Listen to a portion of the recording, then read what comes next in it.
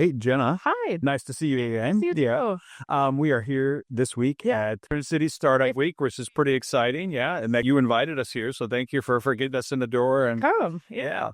So first, I want this is a spotlight, right? So we're shining the spotlight on you. So you tell us who you are and kind of what you're up to. Yeah. So my name is Jenna Redfield. I am a social media video content creator for local businesses. And I specialize in short form vertical content for platforms like LinkedIn, mostly personal branding. I've been doing video for over 10 years. I went to film school, and I also am a public speaker. I'm part of the National Speakers Association. I'm speaking today at Startup Week. And my talk is called The Repeat Method, How to Stand Out in a World Full of AI.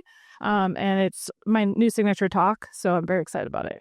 Interesting. AI, the enemy of real content. Yeah, of creativity. Well, it's so funny because I have a friend, Carolyn, who's also a speaker, and that's like her whole thing is creativity is actually helped by AI. But what happens with AI is everyone starts to sound the same, right? Right. So my goal with my talk is to help people stand apart. So even if you're using AI or not, like you still have a message that stands above others. Because they say if I had heard something along the lines that AI has a bit of a downward bell curve, and eventually there's going to be so much content that's repeating itself. Yeah, there's literally nothing new. Well, you still need that original generation, the human generation. What people don't realize about AI is that you have to keep feeding it in order for it to like produce things. Right. And so it's only regurgitating what it already knows. It's not creating new things in that sense. So humans can do that, So that's the nice thing about the difference between humans and AI. Right. And we still have a place in the world. Yeah, we do. And like our experience and our creativity is still valuable. And I think it's all about how the way you harness and use it. Awesome. So other than speaking, what do you love about Twin City Startup? Oh, I've been coming, I think this is like my 8th year. Like I've been coming for a long time, and this is my 4th year speaking. And I've made so many friends through Startup Week. Like I've met them at just like the networking event, and then every year I see them.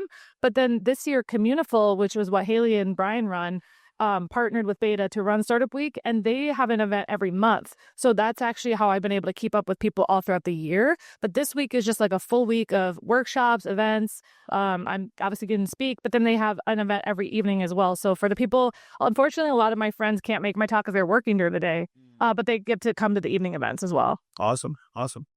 So what keeps bringing you back? Like 8 years in a row. Like, what do you feel? The people. They always put on a really good program. Like it's just fully packed days. I keep going back to people, but it's literally the most innovative people that are wanting to connect. They're people that want to network. They're people that have passion and ideas. And I find the entrepreneur world and the startup world my favorite community in the Twin Cities because people are so passionate about what they do. And it's like they're networking because they want to and not because they have to. And I think that's the biggest difference with Startup Week is it's all people who are passionate about what they do.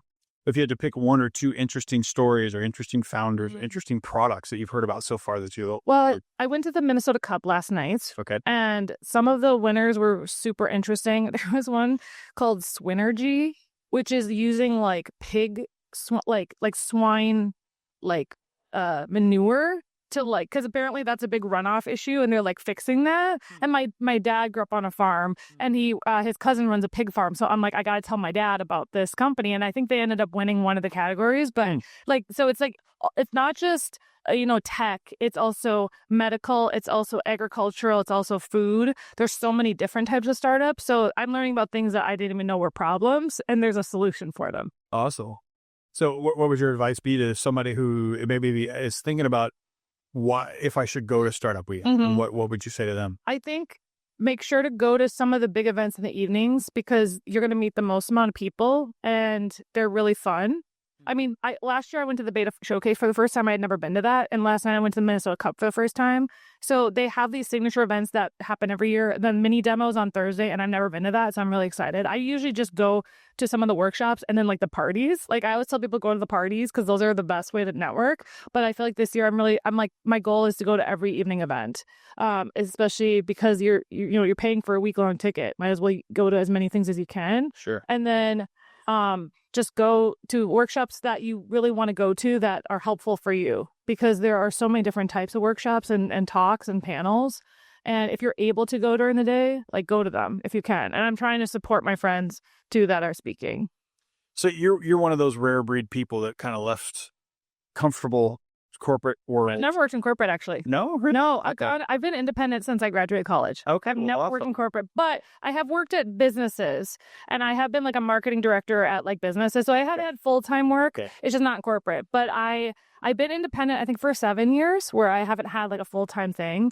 And what were you going to ask? Sorry, I didn't want to like... No. It's fine. I mean, really, where I was going with it, it's just like, you are independent now and you're out there doing it. And there's probably some other people out there that in our audience that might be watching, that might be thinking about doing it. What would your advice be to them? Well, if you have a full-time job and you're like, it's hard to find a job right now. So like make sure it's the right move.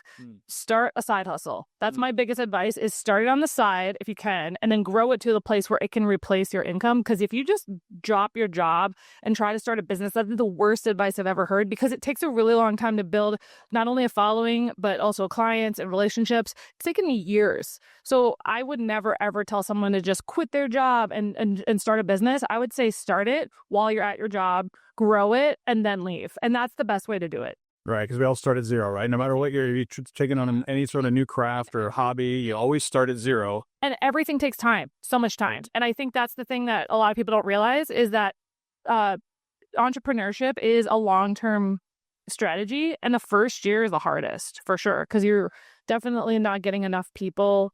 You're literally just building from the start. And it's so funny because I've been an entrepreneur for 10 years. So I have seen the people that have quit and the ones that have done really well. So it's interesting to see a lot of them stop going to networking events because they built enough client that they don't need to go. So then I never see them anymore, which is sad. But I'm like, you always need new clients. So I always go to networking events.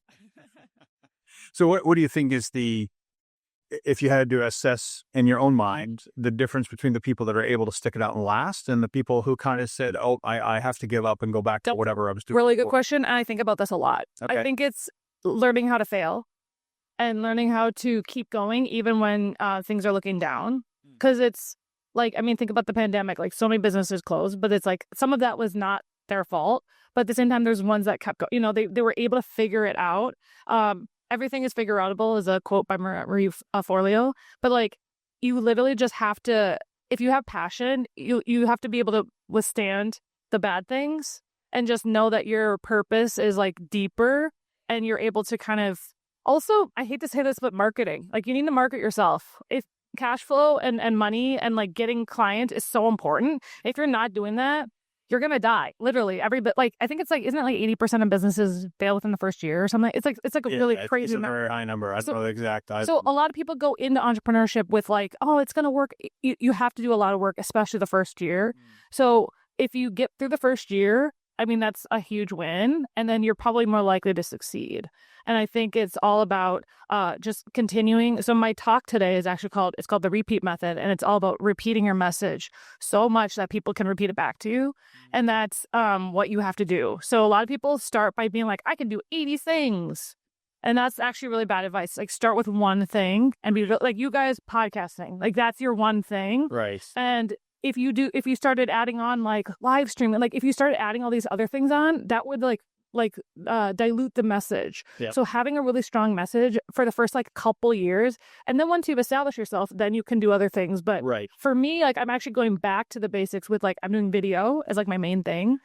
For years I was doing other things, and now I'm like, no, I really want to, like, when I meet people at a networking event, video is the main thing I want to do and talk about. And then once they get to know me, I do other things too. But like, that's like my first impression. Right. It's kind of like your loss leader, if you will, and in grocery store terms. Exactly. And I think you have to get your foot in the door and develop some sort of a trust. I was so bad at it. I used to like go to networking events and be like, I do this and I do this and I do this and I do this. People would be like, what? You do so many things. And then I could see they're like, going like this. And that is my biggest lesson I've learned, is just simplify. Only have one thing that you talk about.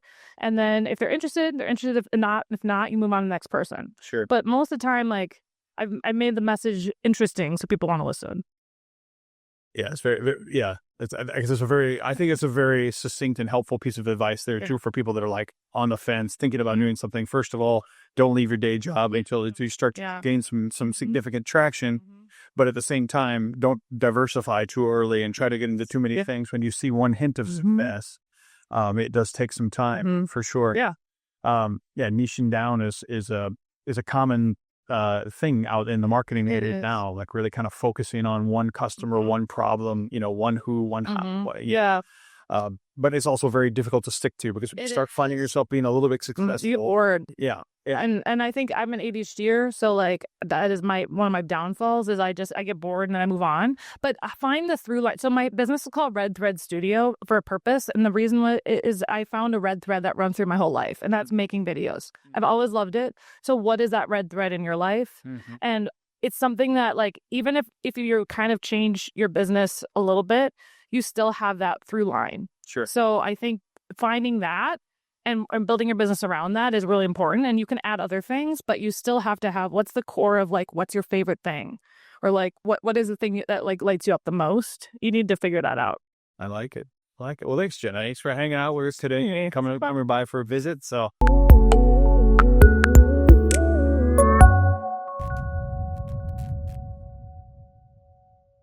Hey, it's Will with the Podcast Crew team. Spotlight is a vidcast shot at the Podcast Crew studios in Minneapolis. We would love for you to be our guest. Email us at the email address on your screen below to get a copy of the upcoming schedule.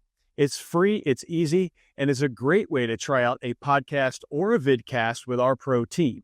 We do an in-person, in-studio version if you're in the Twin Cities area, and also an online version if you're somewhere else. We'd love to have you, hear your story, and help you start your podcast journey. Thanks. Get in touch today.